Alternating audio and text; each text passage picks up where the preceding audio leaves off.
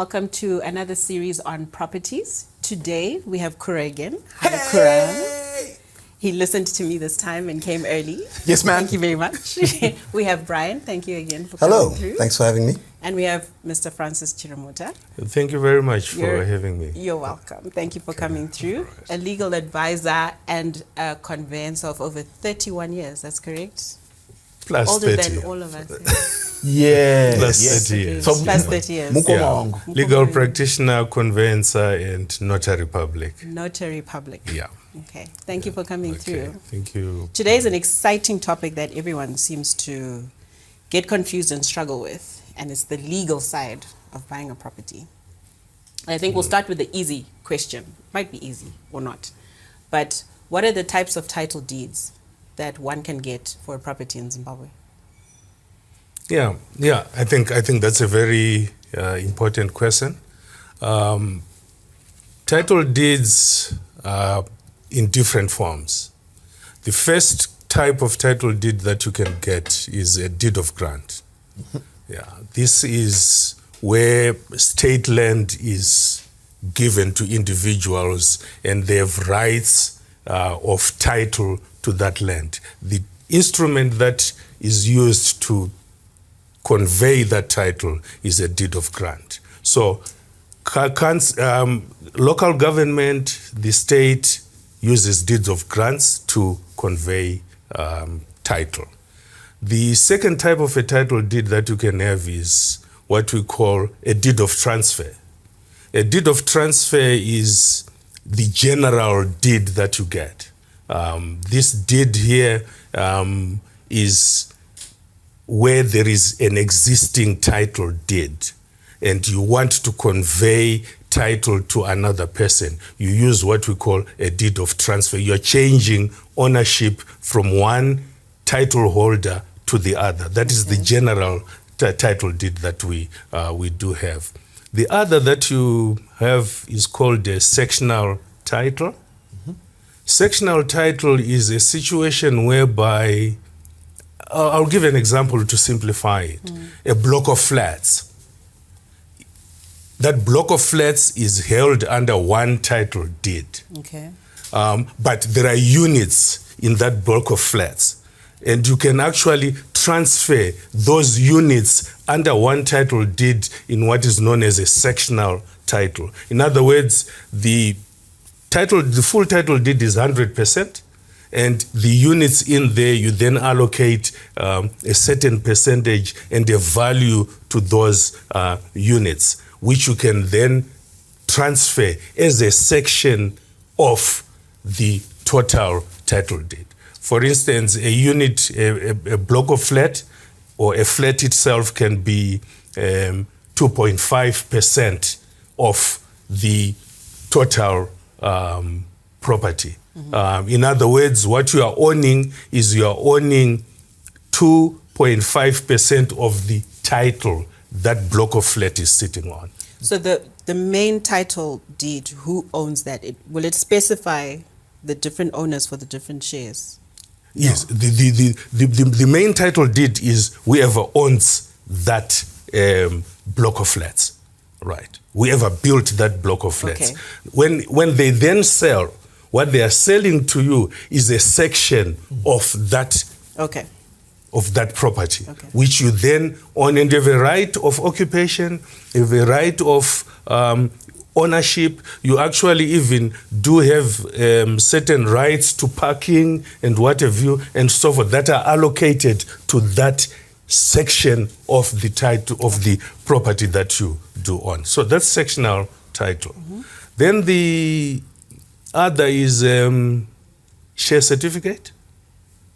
A share certificate is a form of a title whereby when you have a property being owned by a company, right? The company has got shares.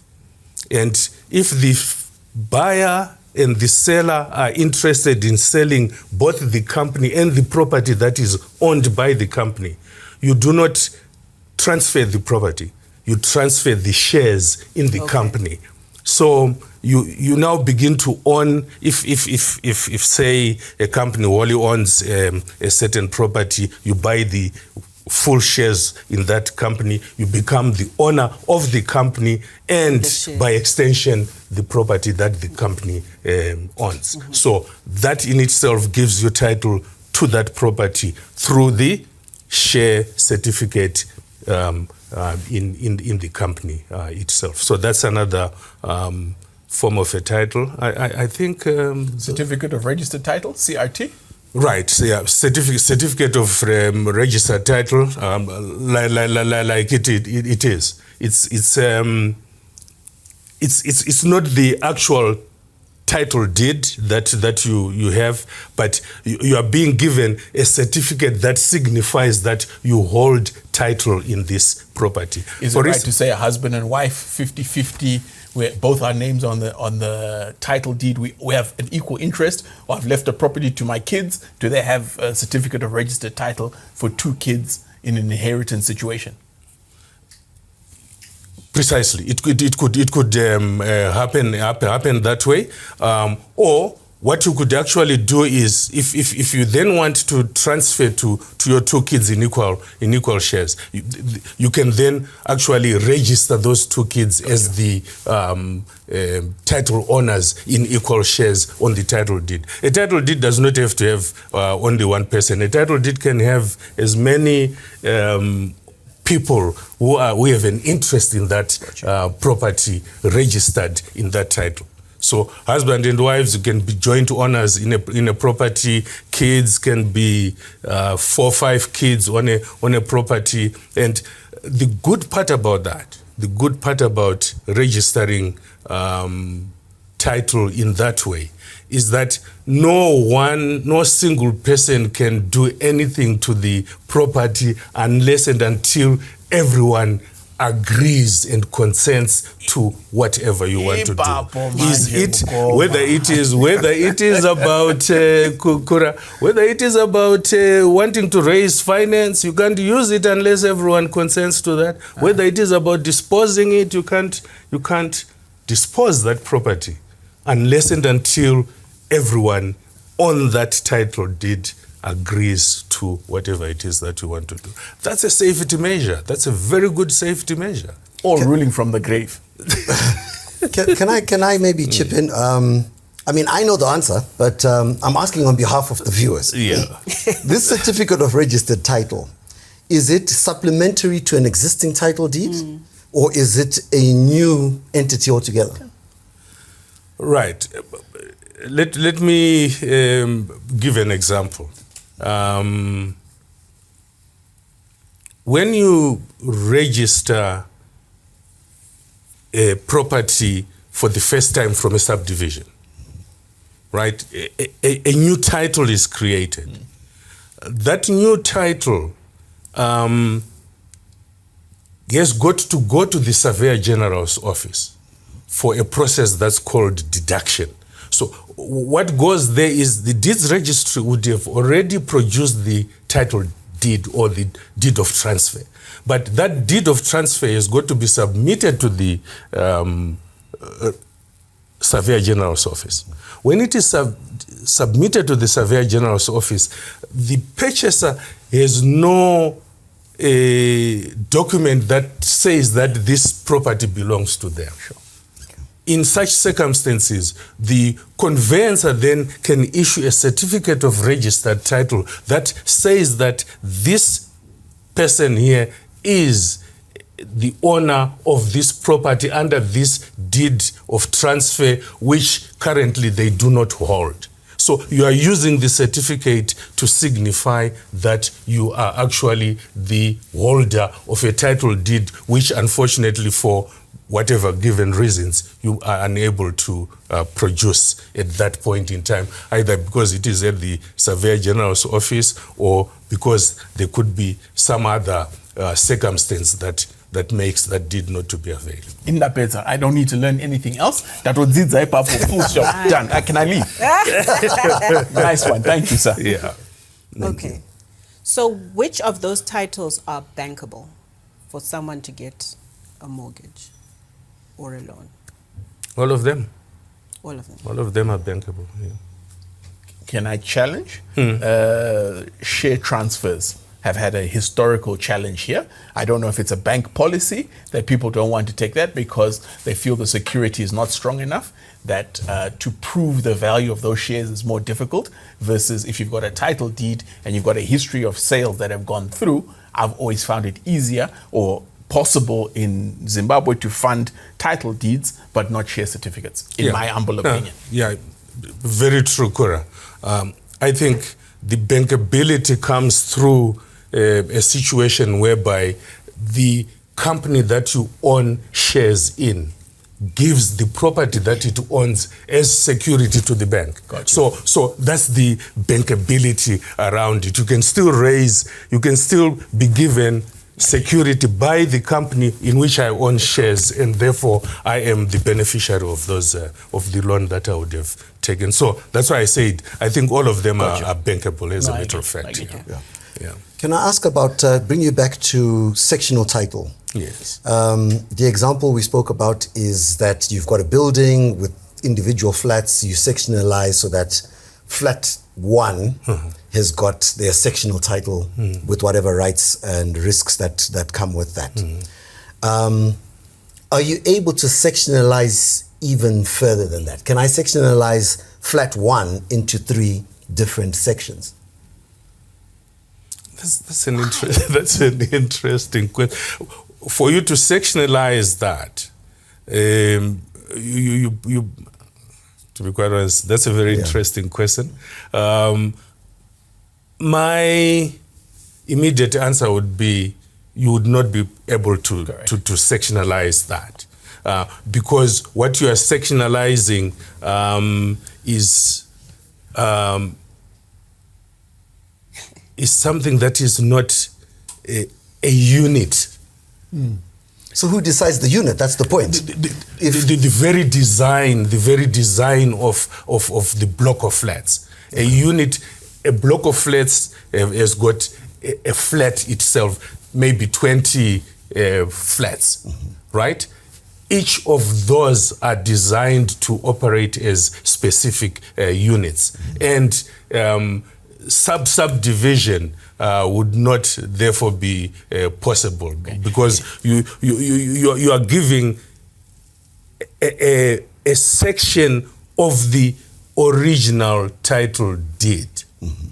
Right, you're giving a section of the original title deed, and once that section has been given to the original title deed, you can't then create a sub section. Now, Mkomo wangu, when you talk about rights, you are a lawyer and a lawyer of repute. I always battle to explain to people that possession is not the whole deal, right?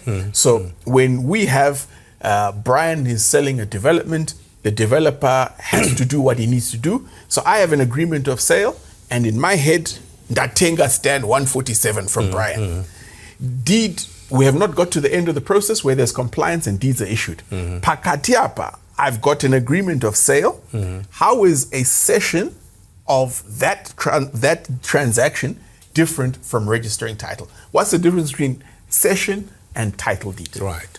A session essentially gives you a right of occupation, a right of development of that particular property, and a right of use in any way that you want to use that particular property that is lawful. But what you don't have in a session is title, because title is only conveyed through a deed of transfer. So prior to you obtaining a deed of transfer, probably because the certain compliances have to be fulfilled and what have you and so forth, the developer can provide to purchasers sessions. They can session and give occupation to purchasers to do what they need to do until the process for transferring title is been completed, and that transfer would then be through. That's the difference between a cession and a title deed. I try and put that Deed of out as transfer. strongly as Yeah. possible Yeah. to say, guys, never pay title deed prices for cession rights, right? Cession is on the way. Cession is, you've gone to... It's an interim Correct. position. Council does that as well. Council gives people sessions.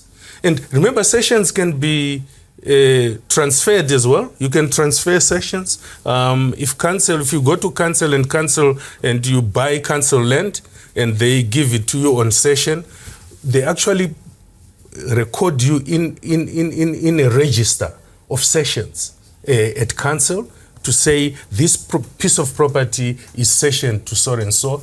If I then come to you and buy that particular piece of land from you, we go together to council, and council will then substitute my name on that particular piece of property to yours, right? Which then transfers the cession or the piece of property for those purposes, occupation, right of use, but without necessarily giving title. Technically, title remains with council. So there are no taxes because Oh, Zimmer wants to see you. Zimmer wants to see you. There are taxes. So okay, when we transfer, Session, remember, sessions are registered as well. Yeah. so I transfer to you. You're paying. There'll be CGT, there'll be VAT, all of that. No. Remember, you're doing to council. Yes. If it is owned by council, obviously you then go to council.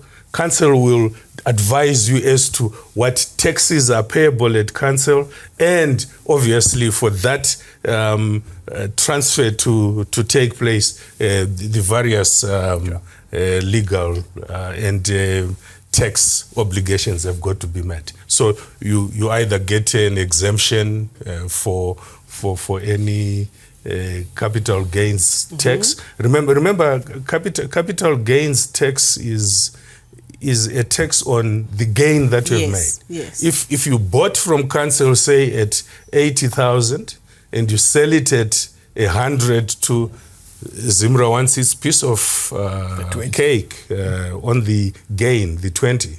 So that process naturally has to take place. Yeah. So you've mentioned that it gets registered. Who does it get registered with? You register with the council itself. Okay. Yeah. All right. You register with the council. You see, that's where the mess starts coming in. You Because register people with are the now council. going to think, because it's at council, it's registered, right? Right, And yeah. then and the language we're using is, you say transfer. You're transferring a Transferring session. session. That in my head is transfer means I've got a deed and all the rest of it. Yeah. So, Mkoma, just break it down to me. What are personal rights and what are real rights? What are personal rights and what are real rights? Yes. Yeah. Personal rights are rights that accrue to you as a person. Rights that accrue to you as a person. You can only exercise them in person against the world, but you can only exercise them in person. And what is a real right and difference? A real right is, and a real right, I'll give an example to that. A real right is a right whereby any other person with an interest in that particular matter can enforce that particular right, because it is a right that exists notwithstanding the person. Right. It's a right that exists notwithstanding the person. So, I, Kura Chihota, I'm employed by BancABC. Right. I've got an employment contract. Only I can work for Can work BancABC. for I can't get BancABC. my son, I can't get my uncle. That's a Precisely. personal right. Right. A real right is a title deed because the title deed is registered at the registrar's office. Precisely. And the tax authorities, the high court, the creditors, all of them can say, no, takwa tacha chini. Precisely. So it's a different set of rights.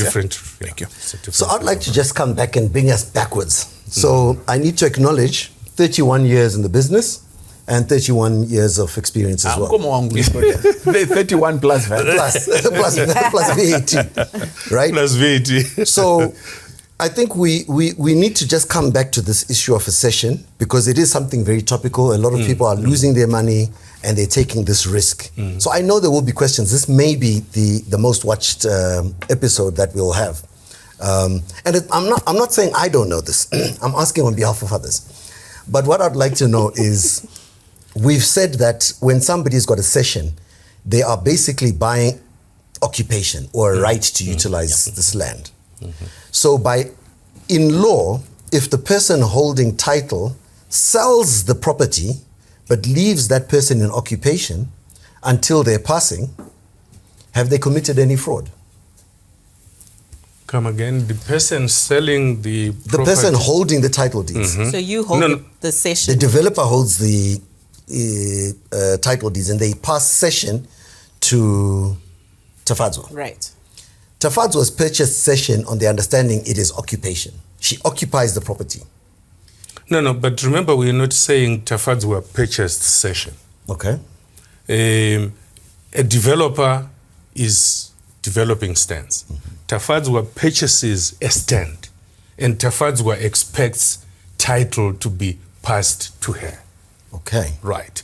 In the interim, either for reasons of certain compliances that have to be met that might take longer than is necessary, Tafadzwa might then seek for occupation in order to work on the land, develop and put in place whatever she wants to put in place. But title deed has not yet passed to her. The developer can then give her a right of occupation. And that's the session that we're talking about. As an interim right to the full title deed eventually being given to Tafadzwa. So it's an interim position rather than the ultimate. So it's a feel good. She feels good that she's holding on to a document, but really the transaction is I'm buying land, and until later you've given me a document that says it's mine. It's a receipt. Sure. And that's where the risk comes in, because it's effectively you are on the good faith, and we've seen it a lot. This is Zimbabwe. We've seen it a lot where the community buy and excitedly move in and expose themselves. They have built essentially on the developer's land. Yes, the agreement is in place. Yes, the session is in place. You are at risk. That developer may hit financial difficulties and be unable and says, hey guys, I can't put in the roads. Hey, I can't put in the sewer pond. Then my residents, Mozosara mega manje. Muchita fundraise to get the property to be at that wonderful last stage, ready for deeds, where compliance has been met because you've put in the pipes. Councillors come and surveyed and they said, yeah, right, we're now ready to remove our restrictions and it can be transferred. We will say sharp when the registrar says, should we pass title on this thing? When so we get stuck there. That the money runs out and you don't get what you expected. That's why our due diligence is always, what has he done before? What capacity? Where has the money gone? How do you get the timelines to performance to noti developer achazokupa transfer at future date? Okay, so I can. Okay, perhaps you want. Yes, I just want to touch on that. What recourse do people have? Because it's a problem that people have, and I think they always end up just losing their money and moving on. Is there legal recourse if somebody does not perform? I'm holding on to session. They don't perform what they're supposed to do. What is? I mean, we've got so many areas where that's. The courts are available. You can sue that person for specific performance, whatever the obligation is in terms of the agreement of sale. You can sue them for specific performance, or you can. I'm sure the agreement of sale will allow you to cancel the agreement and sue for a refund of your your monies and what. So there are certain remedies that are inbuilt into the agreement of sale that you can pursue in order to address such instances of non-performance. So is this an expensive process? Is this something that somebody can go to the small claims court if they've got a stand for 20,000? Is it? Precisely. The court, you can either go to, depending on the value of the stands, you can either go to the magistrate's court, small claims court, or if the value is quite high and the stakes are high, the high court is always available. It's a court of first jurisdiction. You can approach the high court at any point in time. But also, yes, it might be expensive in the sense that you might need upfront to fund that particular process. But at the end of it all, if you win, you can then claim for costs, the costs that you utilized in pursuing that particular claim would then need to be refunded to you by the person who would have breached that particular. See where we got to in a previous episode, Tafadzwa? Yeah. Why you want to see the deed where it's coming from, why you want to see who is selling you the ground, because suing a man of straw, if the developer Arwa Pasi has bought his GD6 and emigrated to Dubai, you will sue him. There's nothing in the company. You want to see who, you want to see assets, you want to see substance. That if stuff goes wrong, a standard template agreement is useless because it doesn't protect your rights. You've got to see what are the breach conditions. You've got to see what are the delivery conditions and keep them accountable to that. So you were genius in loading that in the previous episode for this episode. I like the fact that the legal solution is there. I think people just don't know. And lawyers are scary. So I think that's something which needs to be... I think people think lawyers are expensive.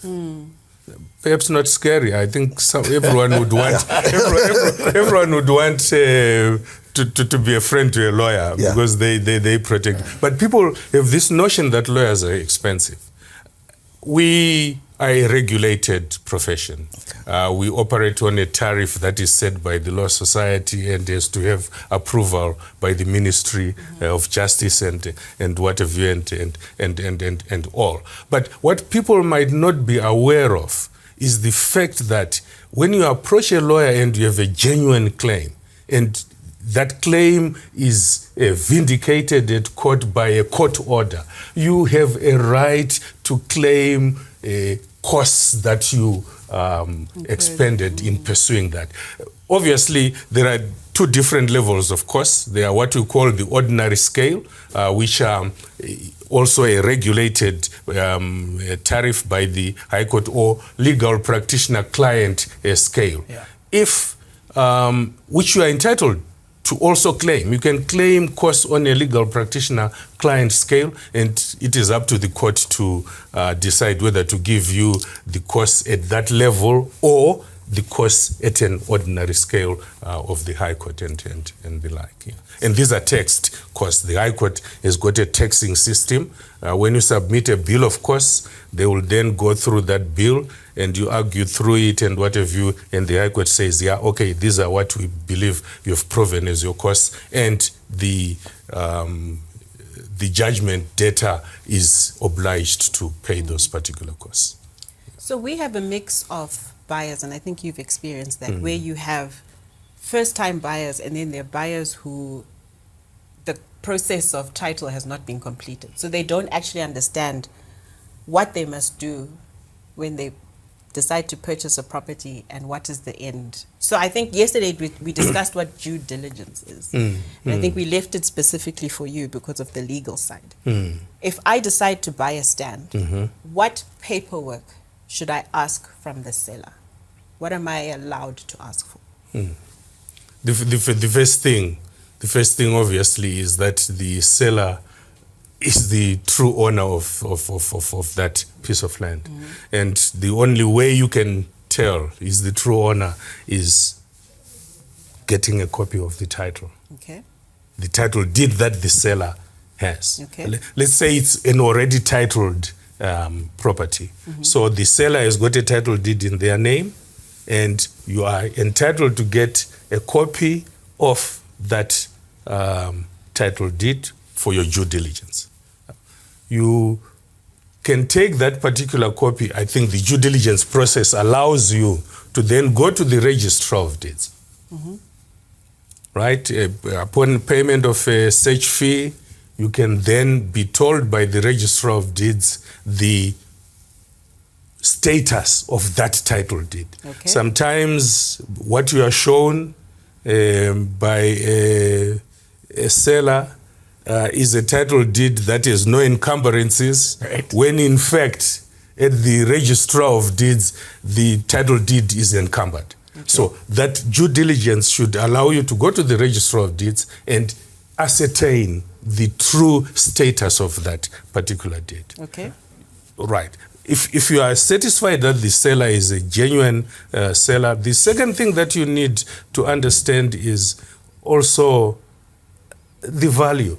There is a purchase price to this piece of land. What is it being sold to you at? There is a valuation process that estate agents and what have you do actually can ascertain for you, can give you an indication as to what is the market value, what is the true value of this. I'm sure they can explain better the process, how they arrive at certain values. So you are able to say, am I buying value for money? Is this stand being sold to me for value for money through a valuation process? Once you are satisfied with that valuation process, obviously you then want to know what are the conditions surrounding that particular piece of land. There are certain conditions that are on the title itself, title deed, which will which you will be bound by, and you must understand what those conditions are. There could be a servitude that runs through that particular piece of property. A servitude being a right, power line, a road. Precisely. That could be built into the title of that. You must understand what are the conditions attaching to that piece of land, and be comfortable with them, because when it is transferred to you, it is transferred with all those conditions. You can't disown any to say no. I wasn't aware that this is what have you. I think the agreement of sale itself would in fact say you're buying this term that we use, footstools. Yeah, it's a legal term that we use to intimidate us lay people, unlearned ones. That's why lawyers all it means is you're buying it as is. Yes. Yeah, with all the conditions that are there in BE. Mkoma, what I've found people don't do is read the conditions of title, right? No, they don't. Because they can. I did some transactions for a bank that's operated in Zimbabwe for 100 years. So they had a property in. The title deed was in the district of Fort Victoria, right? Yeah. And it had no tin structures and no natives to reside on the property, right? That's why that's at an extreme. Yeah. But in other ones, if you're buying in Strathaven and Avondale, they do prescribe materials. They do prescribe kind of uses, and people don't get to understand that. They just see the first 2 pages of the deed describing who owns it and its size. My terms and conditions are and whatever. Yeah. So it's important for one to understand those as well. And then any existing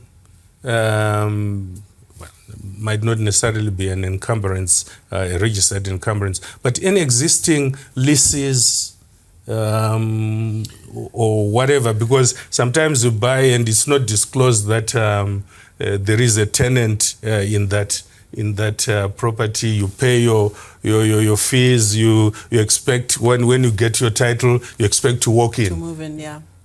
And then you find that there is in fact a tenant who at law has got to be given a notice of vacation of that property and so forth. Those are the kind. It all boils down to a lot of due diligence is, I think, needed, and I'm sure you must have emphasized that yesterday when you dealt with that.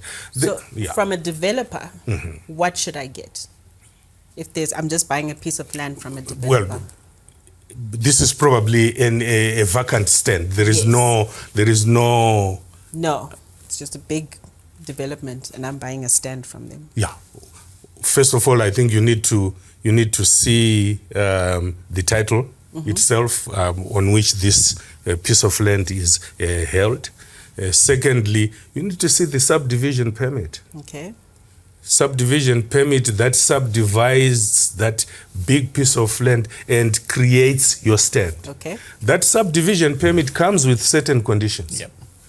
Okay. And those are the conditions that are going to be attached to your Title. stand, to your title. So the conditions we're talking about are not just on the title deed, even on the subdivision permit when it's a freshly created stand. You get those conditions from the subdivision permit. It tells you what conditions are going to attach to that title. So once you are happy with that, then obviously, like we're saying, you enter into an agreement of sale. The agreement of sale must define certain things. It must identify who the parties are, and duly identify the full name, ID number, date of birth, address, capacity, and telephone number. Right. You mentioned capacity. Sure. So if it's a company, capacity in which that person who is selling is it the owner, or is it a representative of the owner, a director, if it is a company or whatever the case might be, for both the seller and the buyer. So those must be in there. Obviously, the purchase price itself must be defined there, and the terms of payment of that purchase price. So sometimes, as you know, people might come and buy cash. Some people might buy on mortgage, as others might buy on terms, which I think the bank is actually offering to its clients in that regard. So that is defined in the agreement itself. What else do you find in the agreement? Certain conditions, any special conditions attaching to that sale and what have you. Who has responsibility for what? Such things like capital gains tax must be defined in there. Who has responsibility for paying that? And ordinarily it's the seller. Or if VAT is applicable, then VAT would be the seller's and conveyancing fees, transfer fees, responsibility, obviously the purchaser pays conveyancing fees. There is an issue, I think that is important on reflection, that you find in newly subdivided properties. The issue of endowment becomes very critical. Go deeper. Go deeper. The issue of endowment is very critical. Endowment is a charge that is levied by council on newly developed or newly subdivided stands. And the endowment issue will be defined in the subdivision permit. When you get a subdivision permit, it talks about what endowment is payable. Normally, I think City of Harare is 7% of the value of the land, valued by council itself. I understand from recent transactions that we had that for places like Rural Council Goromonzi, it's 10%. It can be as high as 10%. I've seen 13% as well. But you didn't define what it is. You just said it's a charge by council. No, I will come to that. Okay. So it's there in the subdivision permit. Ordinarily, remember, the subdivision permit is being given to the seller. Yes. So endowment payment is the responsibility of the seller. Ordinarily, I say, and I use this word guardedly, advisedly too. I use this word guardedly in the sense that ordinarily it is the responsibility of the seller. Right. But in Zimbabwe. But By agreement, in your agreement of sale, the seller might, or you might agree that you as the purchaser will pay endowment.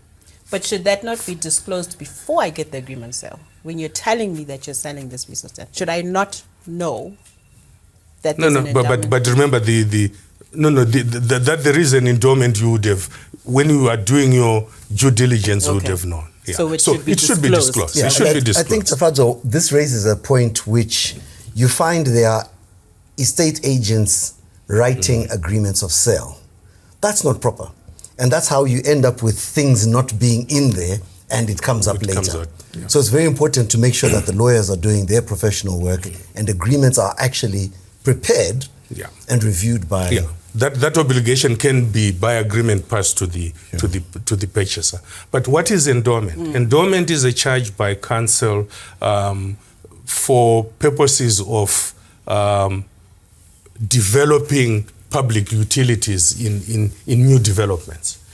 Roads, in that public roads in that area, water, sewage in that area, public lighting, and what have you. So council uses this, or it's intended it's intended to be used. As to whether council does or doesn't, I think that's another issue. But by its nature, it's intended for such development of precisely. Okay. Not necessarily only that area, but just any new developments that are taking place depending on the priorities that How do I hold council accountable to that?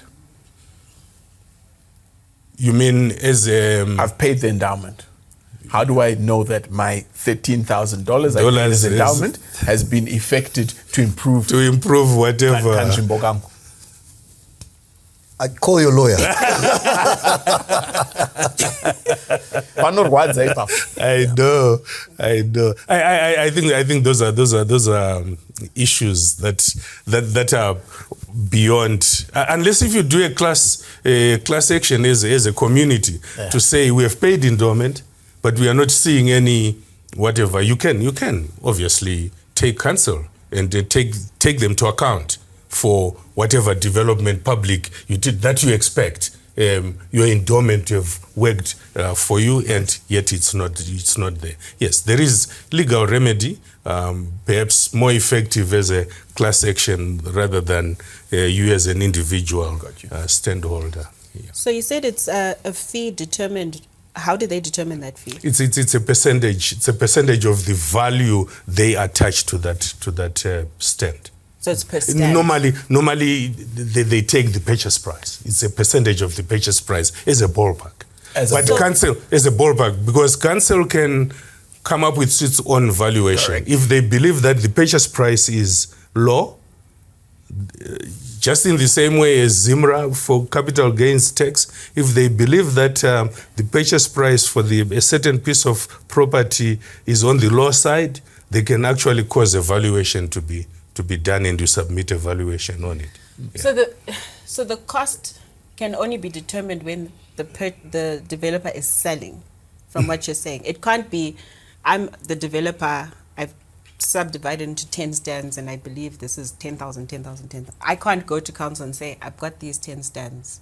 I want to pay endowment for them. It's on the permit. I have to on the subdivision. But I'm saying, how is it? You pay on the subdivision permit. Yeah. So it's I'm saying valuation. The purchase price now. So I'm saying, based as the developer, I'm saying I believe what I'm going to sell it at will be 10,000. Is that what you're saying? And then I should be allowed to pay. When you make an application for subdivision to council, you are making an application on a plan. You have this piece of property you want to subdivide into so many stands, and you will be selling these stands at $15 per square meter. In your application, you've disclosed that to council. Right. Council makes an evaluation to say, is $15 per square meter fair value, or it's a depressed value, or whatever the case might be. If they agree to that, then they will $15 per square meter multiplied by the number of square meters of that stand, 7% of that becomes your endowment payable that. So I think there's a endowment gap can be that I've paid. just seen here. Yeah. It's very possible, and I mean, I've not come across it yet. A scenario where the endowment that's due is $10,000, but an unscrupulous developer might come and say, you must pay endowment, and it's 10% of the selling price. And usually people would agree and just say, I know it's 10%. But because selling price is obviously going to be higher than the price which it was valued by council, I think that due diligence point around looking at the subdivision permit is so important. The safety measure around it is that you pay endowment on an invoice from council and you pay directly to council. So council will have said this 10-year endowment that is payable is so much. So that's a figure already fixed by council. You as a seller have nothing to do with it, and you as a seller do not receive the endowment money. You can actually ask the purchaser, well, the seller himself, remember, is the seller who has that obligation. The seller will then go and pay that. I'm sure the seller can't increase the value of the endowment. If anything, they would want to decrease it in order to limit the liability around it. So I think that's the safety measure around it. Makambozo wanere mkoma uti some councils, I'm not going to say councillors, will say endowment is not discharged by cash, but a percentage. So 8% of the stands. If there were 100% of the stands, Kanazo Pera all 100 is multiply 8. Have you seen that before? Yeah. It's what is called commonage. Okay. Yeah, what is called commonage. This normally happens when you are developing a property that is given to you on a deed of grant. When you are submitting your plans for development, government or local government or whatever might say, when you are seeking your approvals for that development, for getting a development permit, they might then prescribe to you to say, okay, this is land that is on a deed of grant, we need 30%, 20% commonage. They will say you need to reserve at least 30% or 20% of the land for public utilities. Either schools, they might oblige that you build schools, you provide for commercial stands, you provide for any other public utilities that they might require in there. Give us this number of stands in lieu of a cash payment of endowment. To read is important. To read is empowerment. To read knows what you're buying. Otherwise, it's, you've heard from Mysoro B and Uchache Mawega. So, as a seller or as an agent, I sell the stand and I tell the person, if let's say they're paying on terms or whatever, are they able to go and pay endowment even though they're paying for the stand on terms, or should they wait until they've paid for the stand in full? Yeah, the issue is, well, it really depends, but there is no gain in paying for endowment before you've completed your paying for your purchase price, because the endowment certificate is only then required at the point of transfer.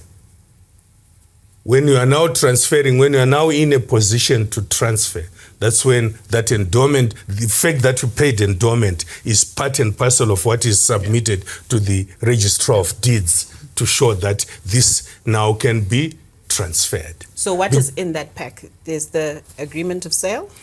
In the pack that goes to the registrar of deeds, yes. There is the agreement of sale. There is the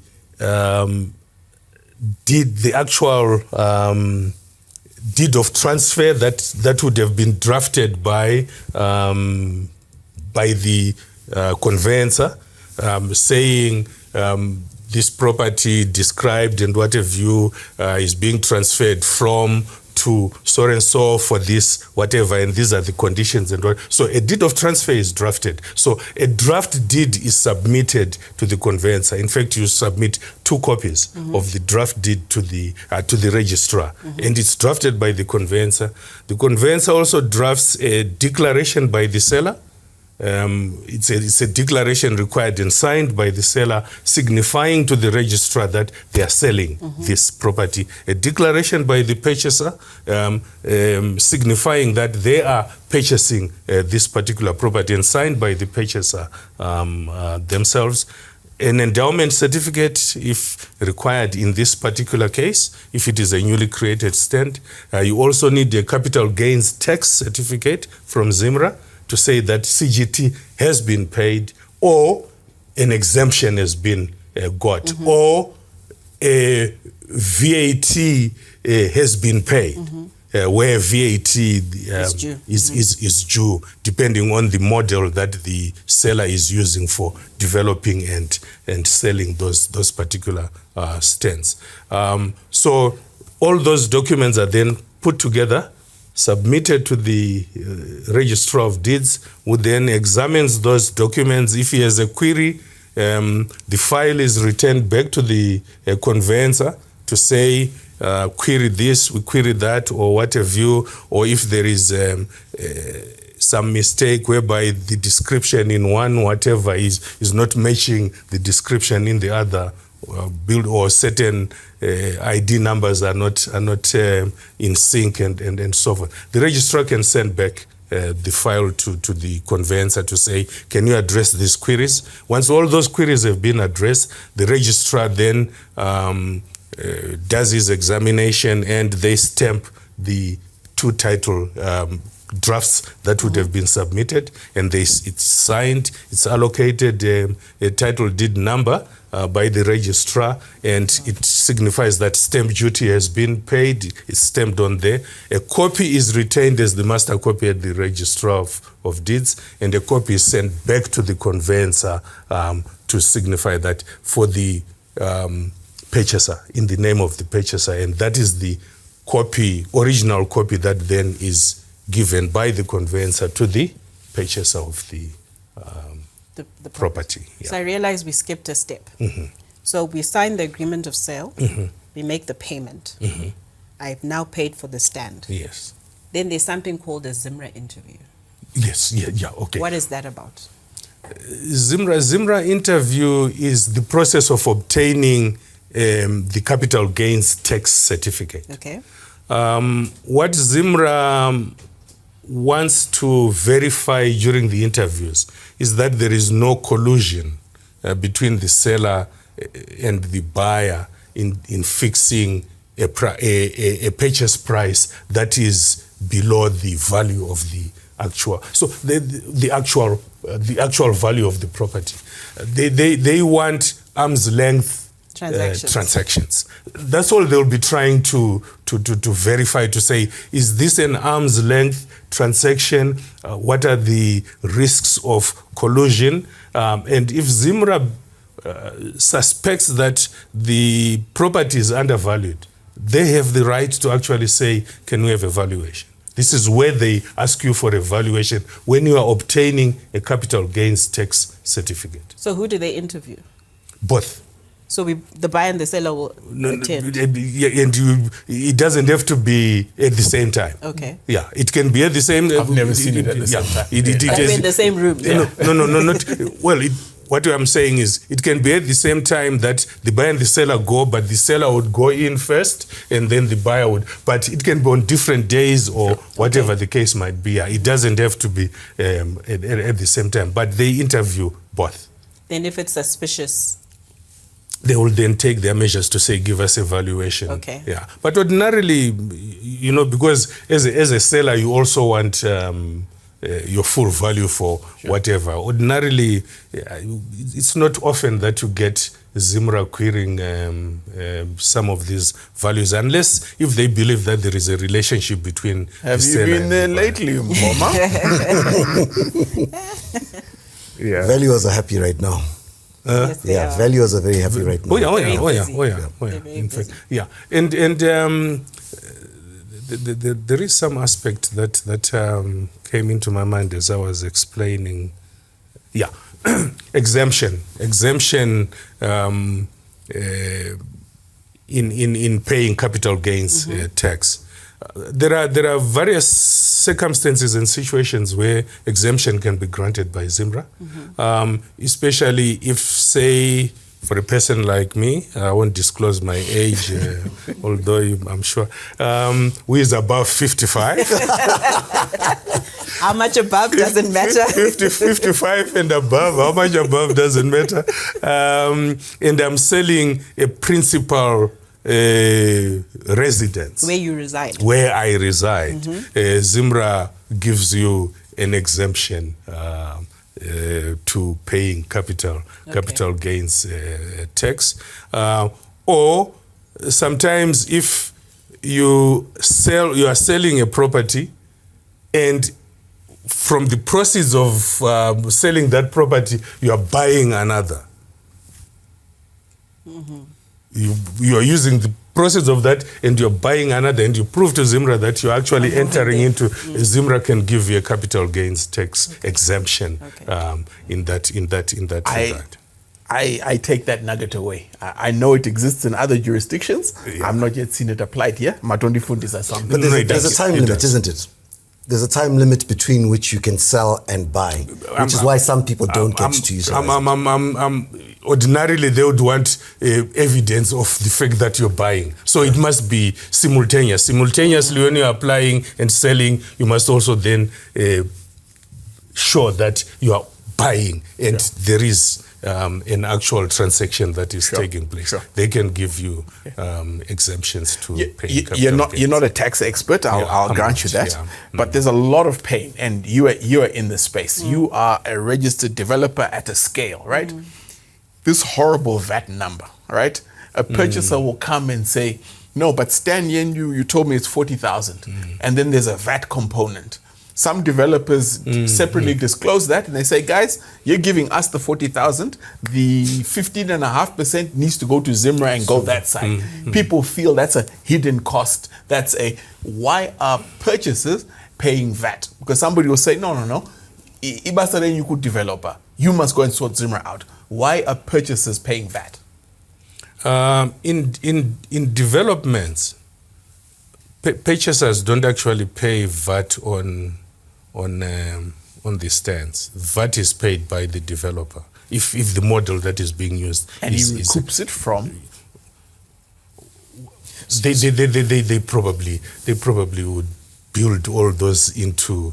No, they don't recoup it as a reimbursement of VAT that I paid or whatever. I have seen invoices. Give me my 40,000. You pay the VAT to ZIMRA over there. So I'll chip in on this one. The rule is that you charge VAT and collect VAT on behalf of ZIMRA. So it's not anything to do with the developer. You are just the agent there. So it's 40,000 plus VAT, take, give. But the good thing is that somebody who's VAT registered purchasing a property can then utilize that in their returns to claim back some of that money. Offset. I'm not sure that ZIMRA is paying people directly. What's a lovely notion, bro. What's a lovely notion. I live in a different world, eh? But on our fees as well, conveyancing fees and whatever and so forth, we have an obligation to. That's a direct charge for VAT on the purchaser. When we issue an invoice, we actually indicate our fees, 15.5% VAT on the fee itself. Same I think for real on the commission, they charge 15.5% VAT. But there is some VAT component that I'm talking about that really is slightly different from what we're talking about. Whereby if a developer is developing on the basis of, say as an entity that is trading in selling property, and the tax that they pay in that regard is a VAT tax rather than a capital gain tax. In lieu of capital gains, they pay VAT. So that's VAT that I'm talking about, that the developer or the seller has got to pay directly to Zimra rather than them passing it on in any way to the purchaser. Yeah. Can I bring you back to legal and actually take us back? We were talking about title deeds, and we were talking about natures in Fort Victoria. So if you've got some conditions on a title deed which are not ideal and have been overtaken by time, how easy is it to remove those? Because I've had situations where a conveyancer has left something archaic and they've just said it's too difficult. So was that a lazy conveyancer, or what's the real situation? These conditions are imposed by council.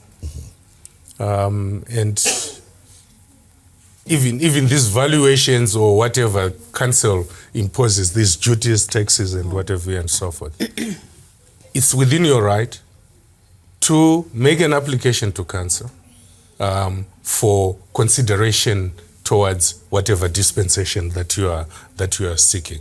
As to how easy or how difficult, I think that now goes to how responsive council is, and sometimes you might then need to take council to court in order to address something that you believe might necessarily be seriously archaic, as you say, and inapplicable, and you need that to be addressed. So but depends. you can. It all depends. You can approach council. Then we mentioned caveats. Yeah. What are the different types of caveats? I mean, I only recently found out that there are some different types. Is it CX or something like that? What are the different types of caveats?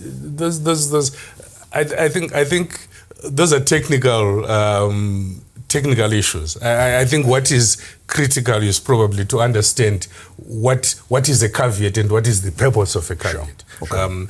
Regardless of for what purposes you are utilizing it. A caveat is a notation that you make an application for. These days you actually have to make an application for a caveat to court in order to get that endorsed on the title deed that is held, the master title deed that is held at the deeds registry, so that nothing can be done in respect of that property that is held by that title deed without you having been informed. Okay.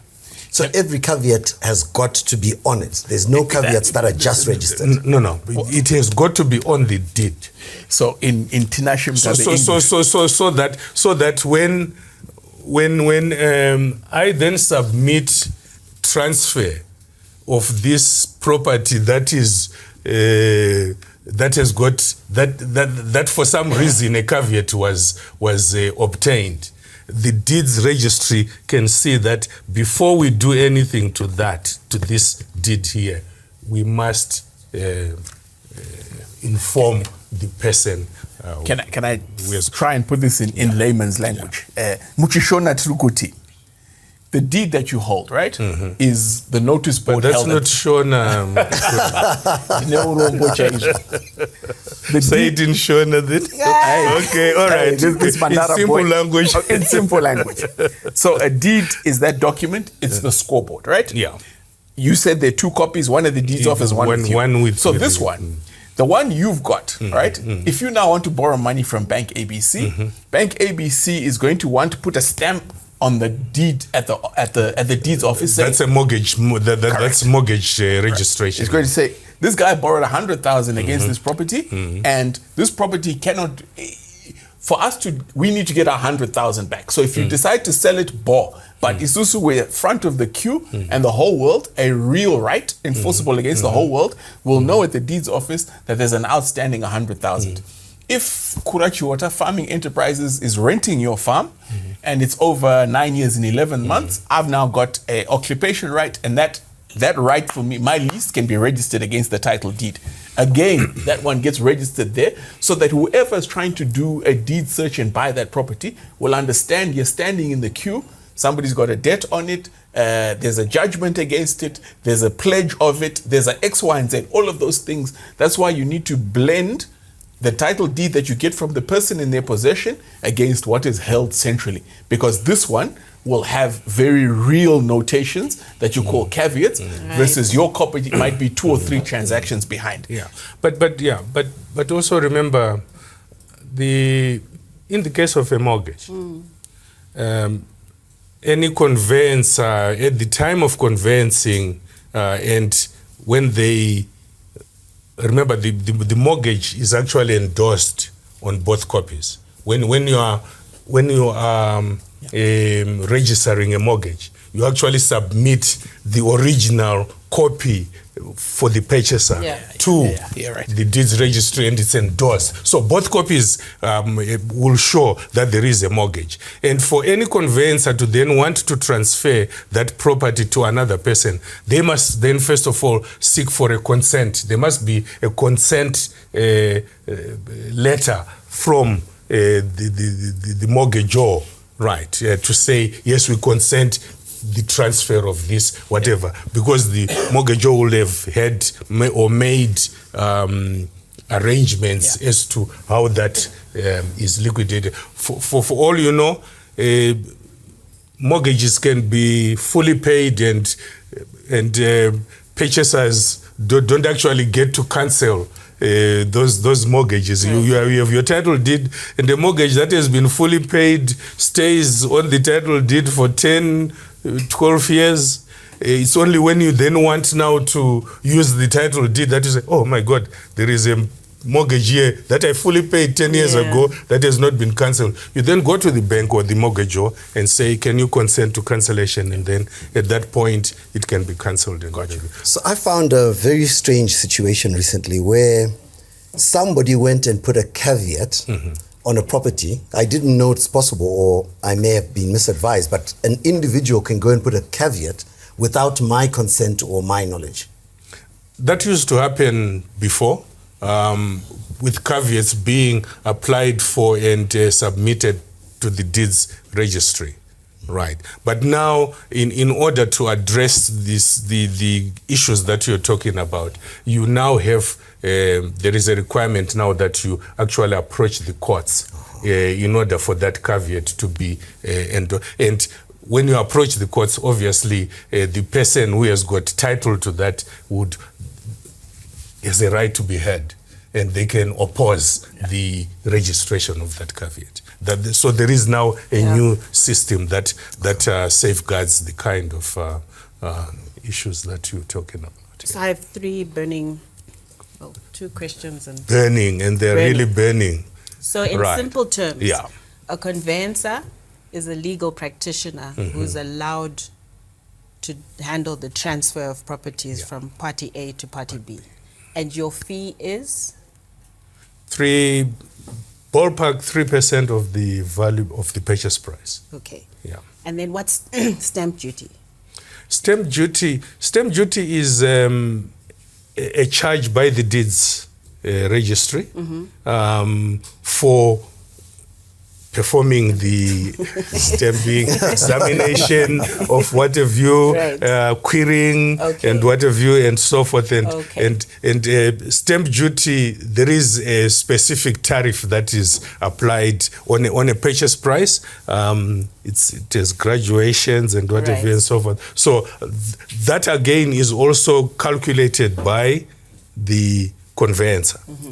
Stamp duty is calculated by the conveyancer. Any duties, any taxes and what have you are all calculated by the conveyancer. We have got the tariffs and what have you, and we have the systems to manage the calculations and what have you. So when we issue an invoice, we are issuing a total invoice that covers not our fees, stamp duty, rates. We actually approach City Council to say there is this stand and whatever it is, and second, this is value. What is the rates situation in obtaining a rates clearance certificate? council will then give us to say so much rate is due, and we then include it on the invoice, on the fee note, and then also surveyor generals, if there is a deduction process that needs to take place, we put in for the surveyor general, and we then compute and provide that. So let's talk about the rates. Yeah. I bought a stand. I signed the agreement. Okay, I'm paying for a stand. I signed the agreement of sale on the 1st of May 2026. Is it from the 1st of May 2026 that I should start paying rates? Yes. Even though I'm paying over time? Okay. You're paying in advance, actually. No, as in I'm still paying for the stand. I'm paying over They're on terms. Oh, okay. They're paying on terms. Maybe they're given 12 months to pay in installments and whatever and so forth. And I'll come to, there is an important aspect as well in relation to that. So up to the 1st of May, whatever is in arrears is the responsibility of the seller to clear. Okay. But you have now made an agreement. You are now paying on terms. The property is now per the agreement. The property is now yours. Right. Yeah. The agreement is, so the obligation to pay rates falls on you. Because Is it not a risk and profit? If you push risk and I'm profit... so allergic to what he's saying. Yes. I get the reality, but I'm so allergic to it. Because I have not taken transfer, and I don't think the obligation... The reason why you have not taken transfer, Kura, is because you have not paid the full purchase price. And the reason why you have not paid the full purchase price, consideration has been given to you by the seller that you pay in installments of a given period of time. For you now to say, the seller continue to pay rates because I am paying in installments, I think in itself Most people don't know that. Yeah, is in itself. They think once I finish, that's when I should practically, start. and I think in negotiations, and maybe you can blame us as estate agents, we push risk and profit to either occupation or transfer. So which means that in our layman's view, that's when you have to start paying insurance, rates, etc. etc. No, but so he's got you on occupation because you've taken occupation. No, you haven't. It depends actually. You've taken possession. Oh, once you've taken occupation, yes, I agree. But you did say you draft agreements, which should be read by the... Once you take occupation, then... That's where the problem starts. You should give the lawyer. The lawyers should always do the work. Yeah. Who do you work for when you're doing conveyancing? The seller. You work for the seller? The mandate comes from the seller. Yeah. Okay. And if you work for the seller, and why does it come from the seller? Because he's the one with the title deed. You're given by the seller the original title deed, and you're holding it. I think it's a conversation that I had earlier on with Kura. You're given a title deed by the seller, the original title deed, to keep in trust. Right? And you are holding that title deed. Remember how important a title deed is. Until the purchaser pays in full. So you are conveying title from the seller to the purchaser. It can't be the other way around. When you're working for the buyer. The buyer can't say... Not extract. When they extract the agreement actually obliges the seller to pass transfer to the purchaser. So when you are doing so, you're passing title from the seller to the buyer, and that can only come from the title holder, who is the seller. So I'm going to bring up a bit of a sore point for me as an estate agent. We're finding that more and more conveyancers are entering our space and they're selling properties outside the realm of estates and deceased estates.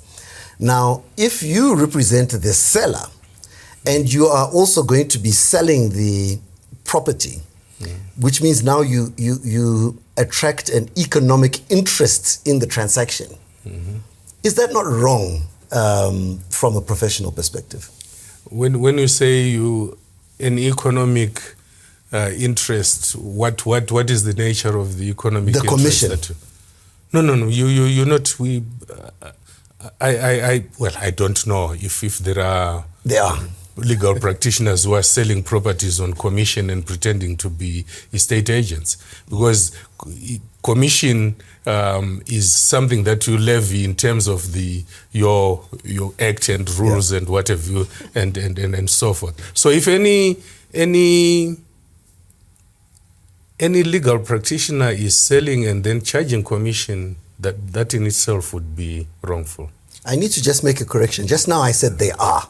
I don't want the legal fraternity to come in. I think they are. The Law Society wants your number. I think there are some. No, it shouldn't. Ordinarily, the reason why a legal practitioner would ordinarily accept a mandate to find a buyer and whatever is the interest is in the conveyancing. Ordinarily, if you find a buyer, you are assured a relationship now exists. You've brought a buyer. Surely the seller can't take their conveyancing elsewhere but to yourself. So the interest is in the conveyancing aspect of it. And standing with my brother, the lawyer, he's going to say, estate agents as well, don't do the business of drafting agreements. That is not your name. You guys are already in our space too. Wow. No, that needs to be fixed. And you find some agencies, they charge a fee for that. It doesn't make sense. What are you? My to be quite honest, and it's not all estate agents. Some of them have got very good agreements of sale templates and whatever and so forth. As when it comes to you and you're representing the seller, it coming from any state, you have a duty to go through the agreement of sale. I tell you, without mentioning names, some of the agreements that you get from estate agents, you just say to yourself, let me redraft this agreement here, in order to protect my client, or in order to be equitable to both clients and whatever and so forth. So that space I think should also then be. There should be a line. I think there should be a line. We've run out of time, but I have one important question. Mm-hmm. People choose to put title in their personal name, in a company, or in a trust. Mm-hmm. What are the risks or benefits or both of doing either or?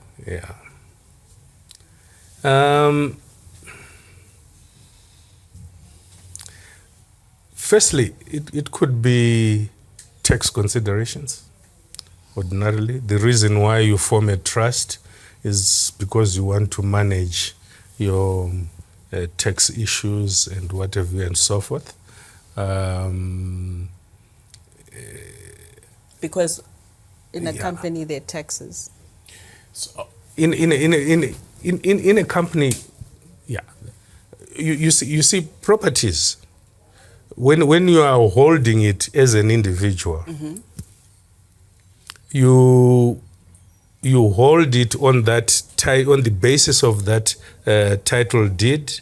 You probably only come to benefit from it at either the point of selling it or at the point of accessing some finance from the bank or whatever the case might be.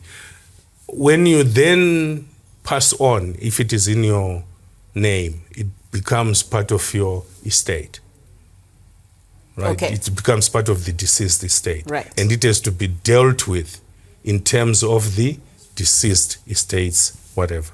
But in between, there are no taxes I'm paying as an individual for it? It depends if you're using it for, if you're renting it out. I think currently there's a new law that actually obliges income tax kind of thing and whatever. But in between, if it is your principal residence, all you're paying are your rates and your whatever, council rates and whatever. And remember, they also then wanted to introduce, which was then scrapped, the wealth tax. The wealth tax. Right. That was going to be a killer. If it is in a trust, trusts now also, trusts used to be exempt from paying tax and whatever and so forth. Even But now I think the law has introduced a system whereby even trusts do pay taxes. We used to have a situation whereby if you are transferring a property from yourself into a trust, you do not pay any capital gains tax, whatever. Now it's payable. Even if I'm a trustee? Of course. Now it's payable. It's a transaction that is taxable. You wanted to come in, Kura, on the issue of perhaps the advantage of holding it through a company. Again, what you are accounting for tax purposes is if there is income coming out of that asset that you're holding, and your normal financial submissions, returns that you do make and so forth, and any tax that is due is calculated on the basis of those parameters and so forth. So yeah, it's something that people have to consider. Do I hold this in my own name? What exactly do I want to use it for, and so forth? How do I protect myself from certain obligations or taxes, and what have you? What vehicle? So I think tax experts, like I said, I don't want to pretend as if I'm an expert in that field. It would be advisable that one seeks a tax expert to advise in that regard if one wants to limit the level of taxation that. So the single biggest thing that people do this for is to manage their death taxes. Because they're extremely high. If you own a property and you pass away, you end up, your beneficiaries or those who've survived you may end up having to sell that property just to pay the estate duties, etc. So if it's in a trust, the trust continues beyond your demise. Okay. And you can try to rule beyond the grave, as you mentioned earlier, with set rules. But also remember, if it is principal residence, it's your matrimonial home, the master exempts it from tax, the master's tax, and there is also no capital gains tax chargeable by ZIMRA when you are transferring from a deceased estate either to a beneficiary. There is zero, there is exemption of tax, or even when you are transferring from an estate to a purchaser of that, capital gains tax is not charged. Any investment, who are you and what are you trying to achieve? So if it's in your own name, it's exposed.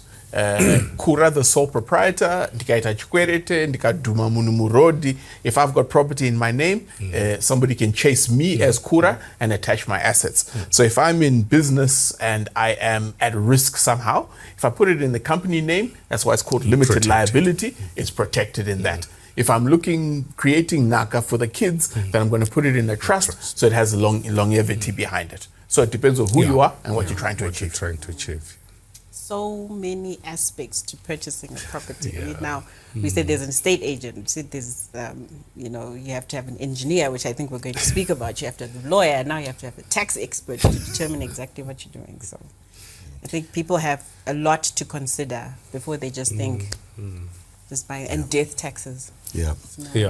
Where do I pay my school fees? For today's lesson, I've learned quite a lot. I'll gladly receive it.